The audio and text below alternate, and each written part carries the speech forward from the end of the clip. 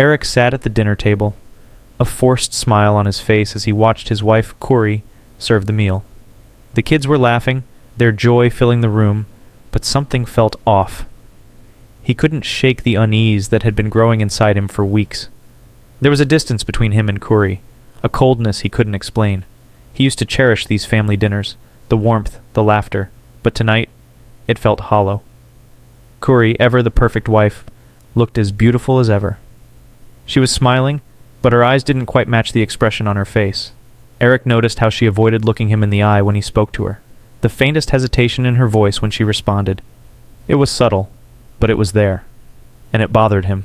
The conversation turned to their youngest child's upcoming birthday, and Eric could feel the tension rising. Corey responded a bit too quickly, dismissing his question about the birthday party plans. Eric caught her nervous glance toward the window, as if she were looking for an escape. He felt a knot tighten in his stomach. Eric's mind started to race. What was going on? Why did Corey seem so distant? Their relationship had always been solid, or so he thought. They had their ups and downs like any marriage, but nothing like this. This felt different. Something was wrong. As the evening wore on, Eric's thoughts drifted back to the past few weeks. He had noticed Corey's strange behavior. She had been more secretive than usual, spending more time on her phone, avoiding their usual conversations. It was as though she were hiding something. But what? Later that night, as Eric lay in bed, the thoughts wouldn't stop. He turned over, glancing at Corey, who was sound asleep, her back turned to him. He should have felt comforted by her presence, but instead, he felt a growing sense of discomfort. Something wasn't right, and he couldn't shake the feeling that Corey was keeping something from him. He stared at the ceiling, the weight of uncertainty pressing down on him. He had always trusted Corey, but lately he couldn't help but wonder, was that trust misplaced? The quiet of the night was broken by the soft sound of Corey's phone buzzing on the nightstand. Eric hesitated before reaching for it, but curiosity got the better of him. He unlocked her phone and saw a series of text messages from an unknown number, each one more suspicious than the last. He couldn't read them all, but the few words he saw were enough to make his heart race. His mind spun. What did this mean? Who was she talking to? Why was she hiding it? Eric's pulse quickened. The fear and anger he had been suppressing were starting to bubble to the surface. He didn't know what to think or what to do, but one thing was clear. His perfect life, the life he thought he had, was starting to unravel, and he wasn't sure if he was ready to face the truth. Eric sat alone in the dim light of his office, the screen of his laptop illuminating his face. The paternity test he had found on Corey's phone replayed in his mind like a haunting refrain. Every time he thought about it, his stomach churned. The document was clear. There was no mistake. Their youngest child was not his. His mind spun with questions. Why hadn't Corey told him? Why would she keep this from him? The anger that had been simmering inside him was slowly turning into a deep, gnawing confusion. How could she do this to him? He had always prided himself on his ability to trust the people closest to him, but now that trust had been shattered, and he was left wondering what else he didn't know about Corey. A soft knock on the door interrupted his thoughts. It was Corey standing in the doorway with a hesitant smile. "Can I come in?" she asked softly. Eric didn't respond at first. His eyes were fixed on the paternity test in front of him. His heart raced, but he managed to compose himself. He needed answers, but how could he get them without revealing his suspicions? "Sure," he said, gesturing for her to come in. He closed the laptop quickly, hoping she hadn't seen it. Corey stepped inside, her usual warm smile not reaching her eyes. "Everything okay?" she asked, her voice tinged with concern. Eric nodded, trying to act casual. "Yeah, just a long day. You know how it is." Corey came closer, her eyes scanning his face. "You sure?" She reached out and touched his arm. Eric felt a wave of unease wash over him.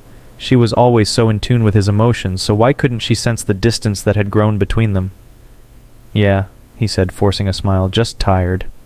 The silence between them felt heavy, as if there was something unspoken hanging in the air. Corey pulled away slowly, still watching him with a curious expression. She didn't seem suspicious, but Eric knew that she must have felt something. He wondered how much longer he could keep up the act. "I made dinner," she said, breaking the silence. "It's in the kitchen, if you want something to eat." Eric nodded again, his thoughts consumed with the test results. He had to confront her, but how? He couldn't let her get away with hiding this from him.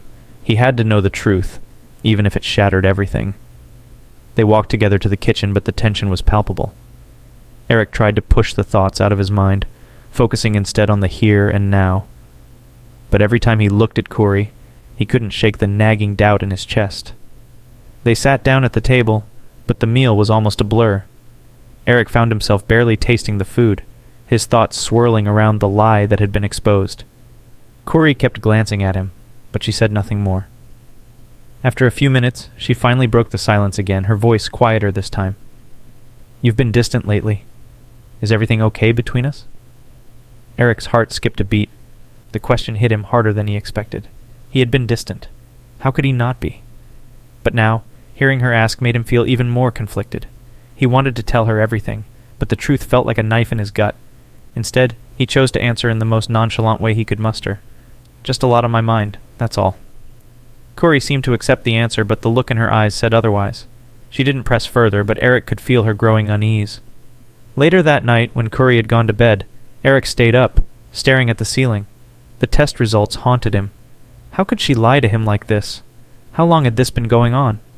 The realization hit him like a wave. Corey had been hiding something far bigger than he ever could have imagined. He had trusted her completely, and now everything was in question. He wasn't sure if he was more angry or hurt. Perhaps both. The following days felt like a blur. Eric's mind was consumed with thoughts of Corey and the secrets she had kept from him.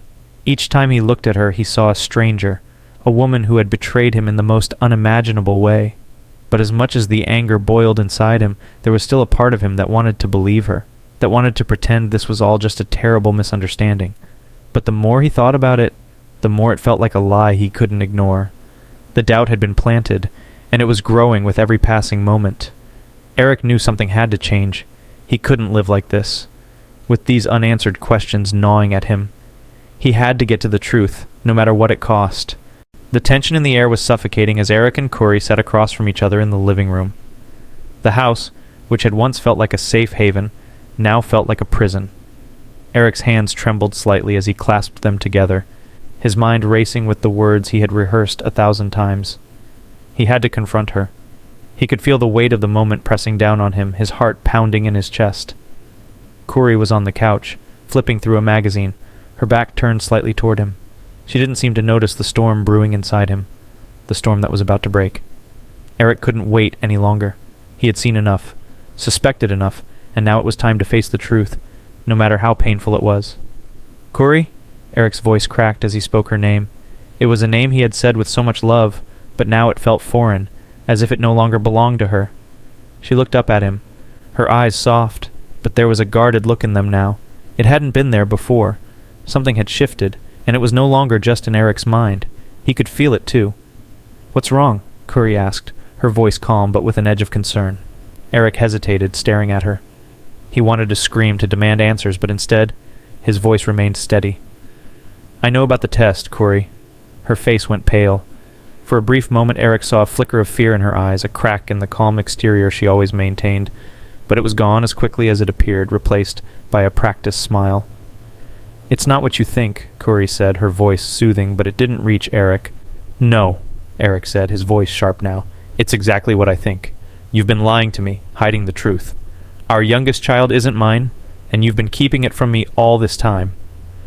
Corey's smile faltered, and she looked away, her fingers nervously fiddling with the edge of her magazine. The silence between them was thick, suffocating.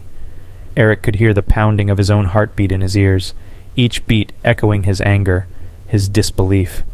"I didn't mean for it to happen like this," Corey said quietly, her voice trembling now. "I never wanted to hurt you." Eric stood up suddenly, the movement so sharp it startled Corey. "You didn't want to hurt me?" he repeated bitterly, pacing the room. "You've been lying to me, Corey.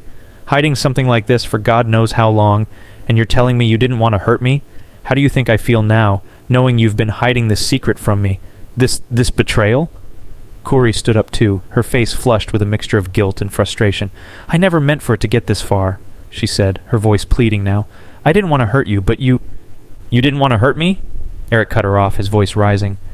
"This is beyond hurt, Corey. This is betrayal. This is deception. You took away my trust, and for what? For how long?" She took a step toward him, her face pleading, her hands outstretched, as if she could calm him. "Please, Eric, let me explain. It wasn't supposed to be this way. I didn't know what to do. I didn't—" Eric stepped back, his hands trembling. "Explain?" he repeated, his voice growing colder. "Explain what?" That you slept with someone else? That you've been lying to me about our family?" Corey's eyes filled with tears, but she didn't speak. The silence hung heavily between them, neither of them knowing what to say next. Eric's chest heaved with emotion, his heart torn between the overwhelming rage and the aching sadness that seemed to consume him. How could she do this to him? How could she betray him in this way? Finally, Eric turned away, unable to look at her anymore. He felt like he was suffocating in the room, in this house, with all the lies and secrets that now surrounded them. He had always trusted her, and now that trust was gone, shattered beyond repair. He could feel his eyes welling up, but he wouldn't allow himself to cry. Not yet. Not here. Not in front of her. "I don't even know who you are anymore," Eric whispered, his voice raw with pain. Corey stood there, her expression crumpling with regret, but she said nothing. She didn't know how to fix it. She had no idea how to fix this. "I need time," Eric said, his voice cold, almost emotionless now. "I need time to think." With that, he turned and walked out of the room, leaving Corey standing there, her heart shattering as she realized the enormity of the damage she had done. There was no going back now. She had crossed a line, and she didn't know how to undo it. Eric couldn't escape the thought. Every waking moment, every breath, seemed consumed by the truth that had shattered his world. The paternity test, Corey's betrayal, it gnawed at him relentlessly. He couldn't focus on work. He couldn't sleep. He couldn't think of anything else but her lies. The moment she told him she loved him, the moment she smiled, it all felt hollow now.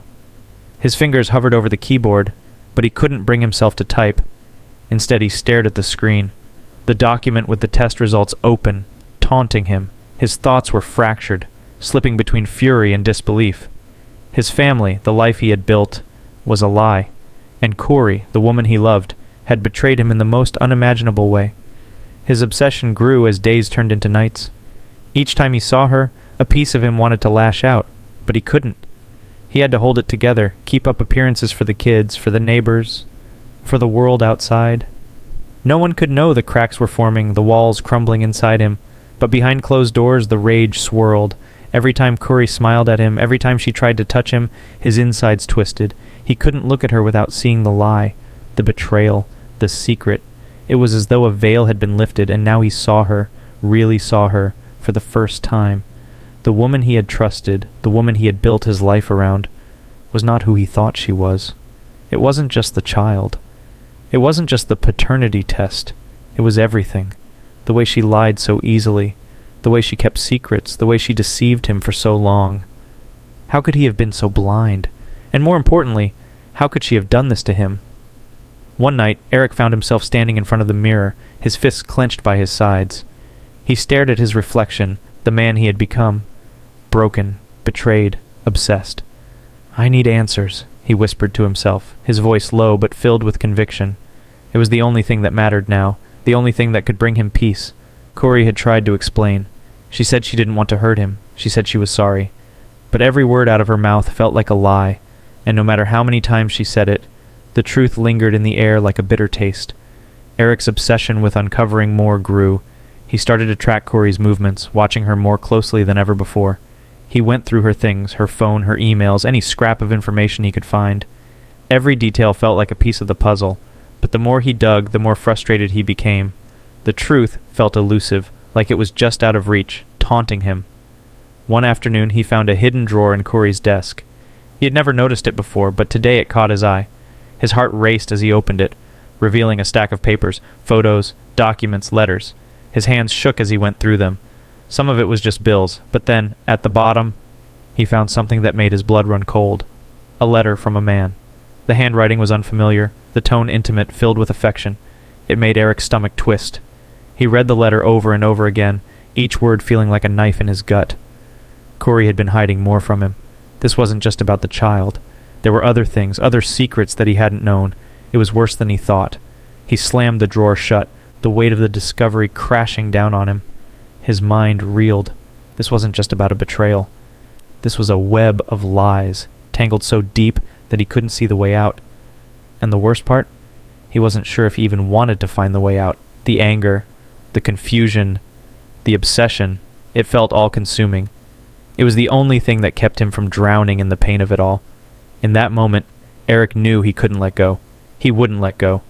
Not until he had all the answers, not until he understood every single detail of Corey's deception. The obsession had taken root. There was no turning back now. The days blurred into one another as Eric's obsession deepened. He couldn't stop thinking about what Corey had done to him, how she had taken something so sacred, so pure, and crushed it under the weight of her betrayal. The anger that had been building inside him for weeks now consumed him entirely.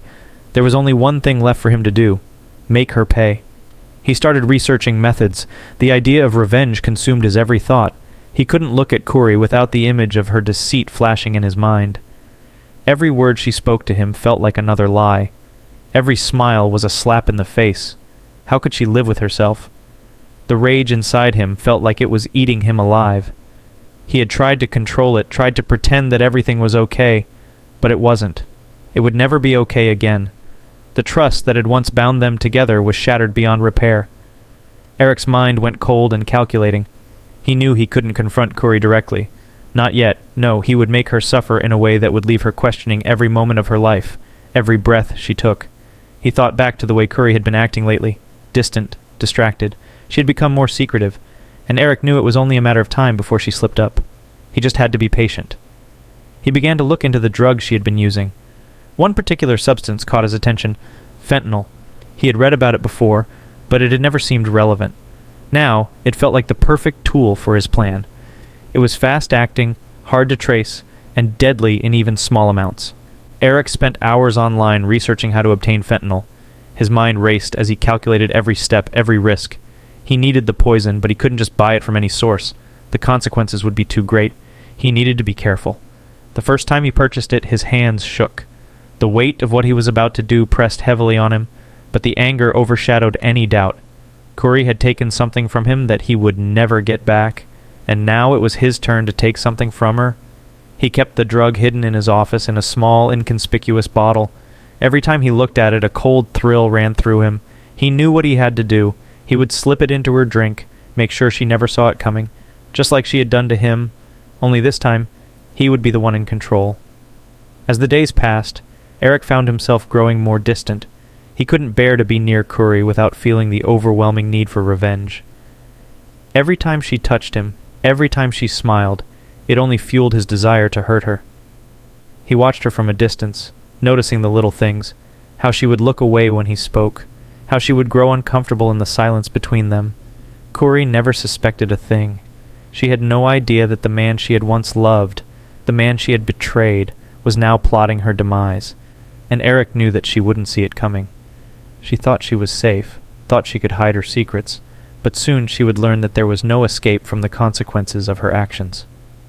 One evening, Corey came home late from a work event.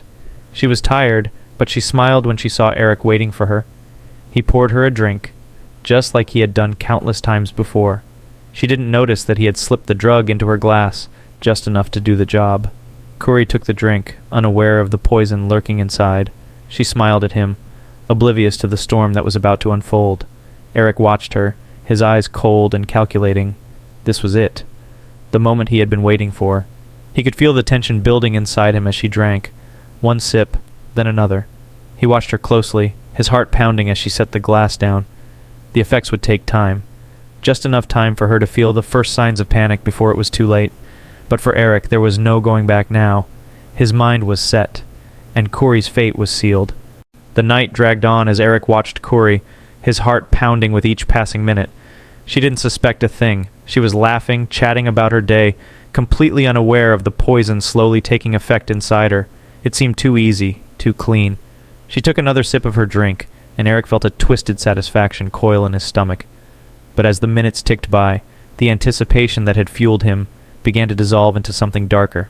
A creeping sense of dread began to settle in. He watched Corey carefully, noting the subtle changes in her demeanor. Her laughter faltered once, then twice, and her smile seemed to fade as she blinked several times in quick succession. She looked at him, her eyes suddenly distant, a frown tugging at the corners of her mouth. "Eric, I don't feel right," she muttered, her voice thick and unsteady. Eric froze. The blood drained from his face. The moment of truth had arrived, and the feeling that had been building inside him, the gnawing discomfort, turned into a surge of panic. He had planned this, calculated this, but now, Watching her stumble, feeling the air grow heavier, he realized just how irreversible it all was. "Something's wrong," Corey repeated, her voice slurring now. She reached out to steady herself against the arm of the couch, but couldn't quite hold her balance. Eric stood there, paralyzed. His thoughts scrambled. He had expected this. Fentanyl worked quickly, but he didn't expect her to show signs this soon. Her breathing was shallow, and she looked pale, her face beginning to flush. Curry's hands trembled as she reached for her phone, her movements slow and confused. I need help," she whispered, barely coherent. She tried to stand, but her legs gave way, and she collapsed back onto the couch. Eric's mind raced. He had expected her to simply fall asleep, to fade into unconsciousness, but this was something else. It wasn't just the guilt that gnawed at him now. It was fear. Fear that he had gone too far, that there was no way back. His hands shook as he watched her gasping for air, her face contorting in distress. Her hands gripped the fabric of the couch as though she were desperately trying to hold on to something solid. Anything. Curry's voice came in weak, broken gasps. "Eric, please, help me!" The words cut through him like a blade. She was begging him. The woman he had once loved, the woman he had married, was now pleading for help as she struggled to breathe, unable to recognize the danger that had been lurking in her drink. Eric stood frozen in the middle of the room, paralyzed by the overwhelming wave of panic and guilt. His mind screamed for him to act, to do something, to stop this madness, but his body refused to move. He couldn't help her now. It was too late. Her body twitched, her breathing becoming more erratic, and the sound of her struggle echoed in his ears. He heard the desperate rasp in her throat, the quick, uneven breaths that told him she wasn't just tired, she was suffocating. The realization hit him with terrifying clarity. He had crossed a line. There was no going back now. He had set in motion something he couldn't control. Corey's eyes fluttered and her head lolled to the side. Her chest rose and fell in shallow breaths, her body now completely still. Eric's breath caught in his throat, and he stepped forward, unable to tear his eyes away from her lifeless form. He reached out a hand, trembling, but stopped short. The distance between them felt vast, suffocating. The truth settled in. He had done this. He had taken her life in his hands, and now there was nothing left. The weight of the action, the realization that he would never be able to undo what he had done, crushed him. But in the same breath it was almost a relief. His eyes locked on Curry's face, her lips parted in a silent plea. It was a plea he couldn't answer. It took a few moments for the shock to truly hit him. He stood there, watching, waiting for her to stir, for the breath to return to her lungs, for some sign that this was all a nightmare. But there was nothing. Corey was gone. He could still feel the remnants of her touch in the air, the weight of her last words echoing in his ears. "Please, help me." Eric collapsed to his knees, his chest tight as he finally allowed the tears to fall. He had been prepared for this moment, but he wasn't prepared for the emptiness that filled him now. The rage that had driven him, the need for revenge, nothing had prepared him for the profound silence of the aftermath. The woman he had once loved, now gone, never to return. The phone call came just before midnight. Eric's hands trembled as he stared at the glowing screen, the words "Emergency Services" flashing on the caller ID. His heart sank. Curry's lifeless body had been discovered just an hour earlier, and the police were beginning their investigation. He answered, his voice steady, though the knot in his stomach tightened with each word. "Hello? Mr. Richens?" The voice on the other end was calm but firm. "We need you to come to the house. There's been a situation. Your wife is unresponsive. We need your cooperation in a few questions." Eric's heart raced, but he forced himself to remain composed. "What happened? Is she okay?" "We're not sure yet, sir. We need to verify the circumstances. Please come down to the house immediately." The seconds stretched into what felt like hours as Eric hung up the phone. He felt the weight of his decision, the actions he'd set in motion, yet still he didn't feel the full horror of it. Not yet. When he arrived at the house, the police had already cordoned off the area. Lights from their squad cars flickered, casting long shadows across the driveway. The air felt thick with the weight of the situation. Officers moved in and out of the house, speaking in hushed tones, their faces somber. Eric was led inside, where he found Detective Morgan waiting for him. Morgan was a man in his late 40s, with graying hair and a look of experience that immediately made Eric feel small in comparison. His eyes were sharp, focused, taking in every detail of the room, of Eric, as if reading him like an open book. "Mr. Richens, I'm Detective Morgan," he said, his voice steady, but with a hint of concern that Eric could almost taste. "Can you tell me what happened tonight?" Eric's mind raced. He had rehearsed answers in his head for this moment. calm, collected, straightforward. But now, as he stood face to face with the detective, the words seemed harder to grasp. I don't know, Eric said, his voice low, controlled. I found her this way. I came home and she wasn't responding. I didn't know what to do.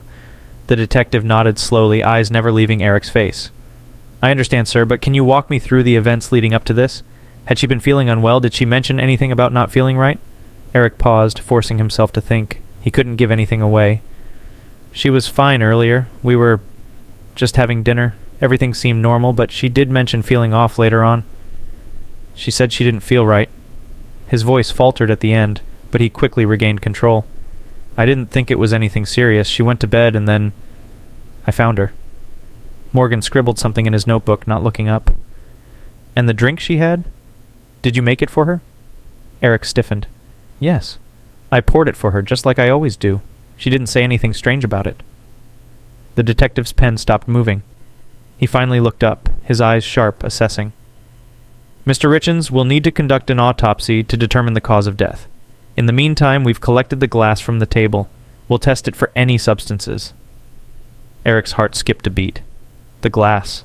His mind screamed at him to control his face, to mask the sudden surge of panic rising in his chest. Of course, Eric replied, his voice calm but his hands beginning to sweat. Whatever you need. Detective Morgan studied him for a long moment, his gaze piercing. I know this is a difficult time for you, but it's important that we rule out any foul play. You're cooperating with us, correct? Eric nodded quickly, perhaps too quickly. Of course, whatever you need, I just want to know what happened. The detective seemed to accept the answer, nodding slowly.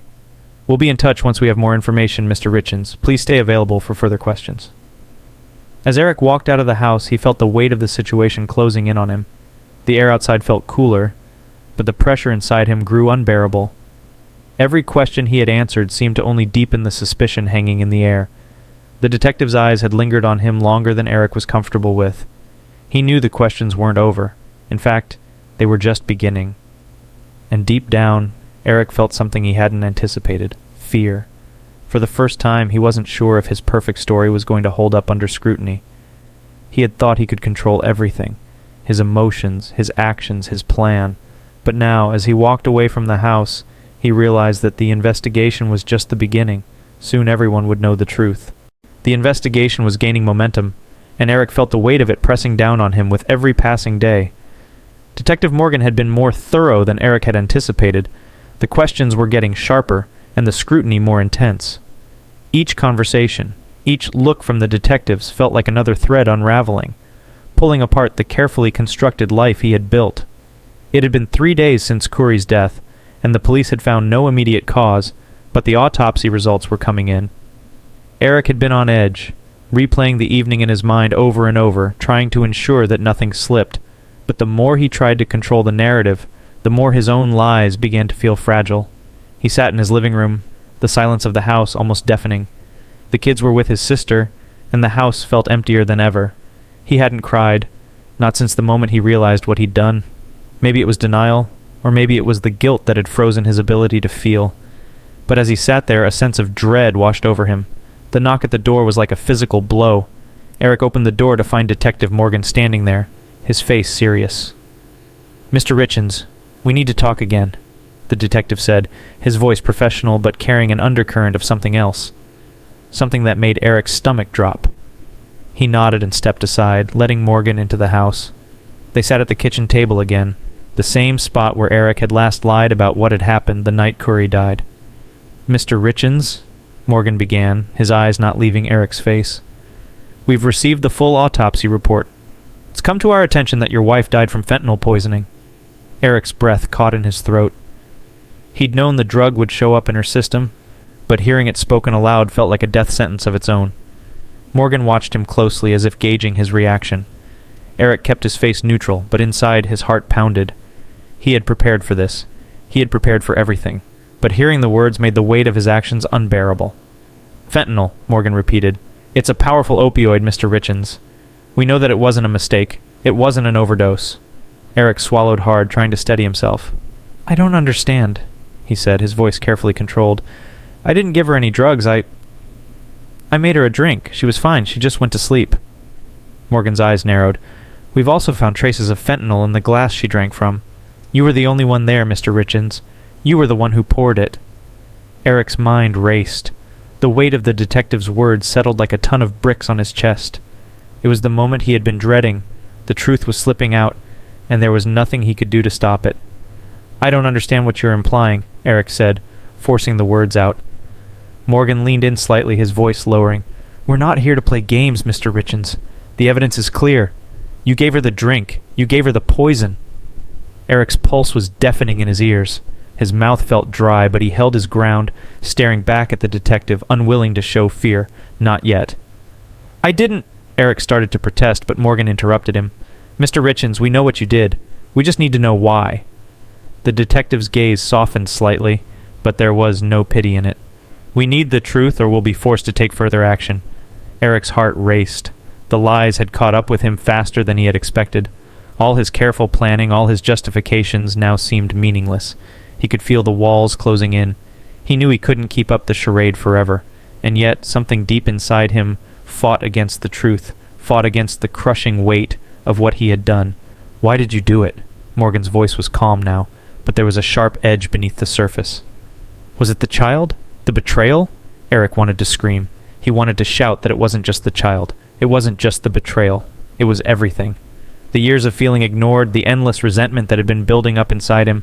Corey had taken so much from him, his trust, his peace of mind, his sense of stability, and now he had taken everything from her.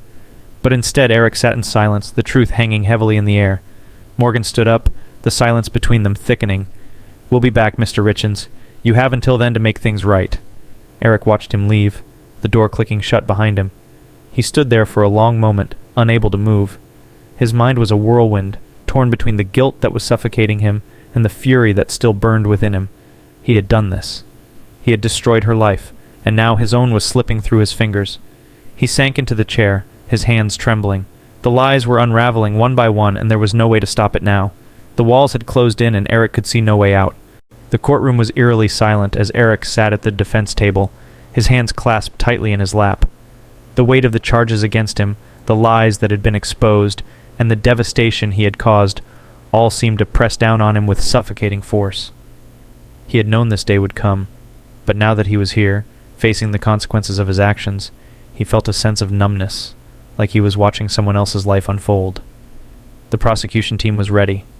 They had the evidence, proof of the fentanyl in Curry's system, the glass with traces of the poison, and the testimony that linked him directly to her death. It was a damning case, one that left no room for escape, and yet Eric still couldn't fathom how it had come to this point. He looked across the room at Curry's family. Her mother sat in the front row, her face pale and drawn, her eyes red from crying. The pain she felt was evident in the way she clutched the tissues in her hands, unable to look at Eric directly. His heart twisted in guilt. He had done this to them. He had destroyed their family, and now they had to live with the consequences of his rage. The judge called the court to order, and the trial began. The prosecutor, a sharp woman with cold eyes, stood and began her opening statement.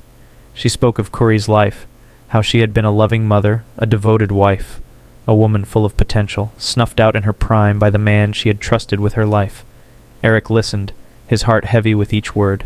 The prosecutor laid out the facts with precision, detailing how Curry had been poisoned, the evidence that pointed to Eric as the perpetrator, and the history of his behavior in the days leading up to her death. "Ladies and gentlemen of the jury," the prosecutor said, her voice steady but full of conviction, "the defendant had the means, the motive, and the opportunity to end his wife's life. And he did. He killed her in cold blood, and now we ask you to hold him accountable for that." Eric's breath caught in his throat. His throat felt dry, his body stiff, as the full weight of his actions settled over him. He had known what he had done, but hearing it spoken aloud, hearing the words that described his crime, made it all feel so real. He could almost hear Corey's voice in his head, asking why he had done this to her, to their family. The defense attorney stood next, her approach more measured but no less desperate. She tried to humanize Eric, describing him as a man overwhelmed by betrayal, a man who had made an irreversible mistake in the heat of emotion. "This is not a case of premeditated murder," she argued. "This is the tragic story of a man who loved his wife, but was driven to act out of anger, confusion, and a sense of deep betrayal." Eric wanted to believe that narrative, wanted to hold on to the idea that what he had done was a momentary lapse, a mistake he could take back. But as he listened to the defense's words, he knew they were hollow. He had made a choice. He had made a calculated decision to hurt Kuri, to make her pay for her betrayal, and now there was no denying the consequences. As the trial progressed, the testimony of the detectives and forensic experts laid out the final details of the investigation. The glass, the traces of fentanyl, the text messages between Eric and Kuri that hinted at his growing frustration and anger all pointed to one inevitable conclusion. Eric had killed Kuri. The turning point came when Kuri's mother took the stand. Her voice broke as she spoke about the woman she had lost, the daughter who had been so full of life and promise. Her words were raw, filled with grief, and they cut through Eric like a blade. "I don't know how you can live with yourself, Eric," she said quietly, her gaze never leaving him. "You took my daughter from me. You took her away from her children." Eric's chest tightened, and he could barely breathe under the weight of her words. He wanted to apologize, wanted to beg for forgiveness, but the words caught in his throat. What good would they do now? What could he say that would undo the pain he had caused? Finally, it was his turn to speak. His defense attorney had advised him to remain silent, but Eric couldn't sit there any longer, unable to speak his truth. He stood, his legs unsteady, and looked out at the jury. He swallowed hard, his throat dry. "I know I have no right to ask for forgiveness," Eric began, his voice shaking. "But I'm sorry. I'm sorry for what I did to Kuri. I'm sorry for what I did to her family. I didn't think. I was angry, I was hurt, and I let that drive me. But that doesn't excuse what I did. I took her life, and for that I am sorry." The words felt hollow as they left his mouth. The weight of the truth had been crushing him for weeks, but standing here in front of everyone, it felt like the walls were closing in. This wasn't about guilt anymore. This wasn't about remorse.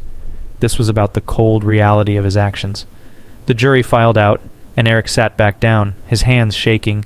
He could feel the heat of the moment, the weight of his choices. And as the trial continued, as the closing arguments were made, Eric knew that his fate was no longer in his hands. The truth was out, and there was no turning back now. The cell was cold, the silence stifling. Eric sat on the narrow cot, his hands folded together, the weight of the prison uniform feeling like a physical burden on his shoulders. The world had changed around him, but the stillness in his chest had only deepened. He couldn't recall the last time he had felt free, truly free. Not in his mind, not in his soul. He had made a choice that day, a choice that had shattered everything. Now, all that was left was the echo of that decision reverberating through his life. His trial was over. The verdict had been delivered, life in prison. The reality of it was almost too much to bear. His future had been stolen from him, just as Kuri's had been taken from her. The difference was that Kuri would never have the chance to feel remorse, to feel the crushing weight of what she had lost. And yet, Eric did. Every waking moment, every fleeting thought reminded him of the family he had destroyed. The news of his conviction had spread quickly. His face was on the television screens of households across the country, his name becoming synonymous with the word betrayal. The shame, the guilt, it was suffocating. But the hardest part, the part that kept him awake at night, was the thought of his children. What would they think of him? How could they possibly understand what had driven him to do the unthinkable? He had robbed them of their mother, their stability, their chance at a normal life. There would be no forgiving that. No redemption. Eric had tried to tell himself that he did what he did out of pain, out of hurt, but now it felt like an excuse, a lie. He had murdered Kuri, and there was no way to take it back. Every time he closed his eyes, he saw her, her face, her eyes filled with desperation as the poison took hold. The image haunted him, a constant reminder of the irrevocable damage he had caused. But now, in the dim light of the prison cell, the past felt like it was closing in on him. The endless hours of self-loathing had become routine. He had to live with the consequences of his actions, and it wasn't just the loss of his freedom, it was the destruction of everything he had built. The house they had shared, the children they had raised. Eric thought about them every day. His children were living with relatives now, away from the man who had once been their father. How could they ever forgive him? How could they ever look at him and not see the murderer he had become? He imagined them growing up without a mother, without the family they deserved, and it tore at him in a way that was impossible to describe. He couldn't remember the last time he had heard their voices, their laughter, their cries. The emptiness in his life was a constant ache. and the thought that he had caused it all was more than he could bear. Some nights, when the prison was still and quiet, Eric would sit by the small window in his cell, staring out into the dark.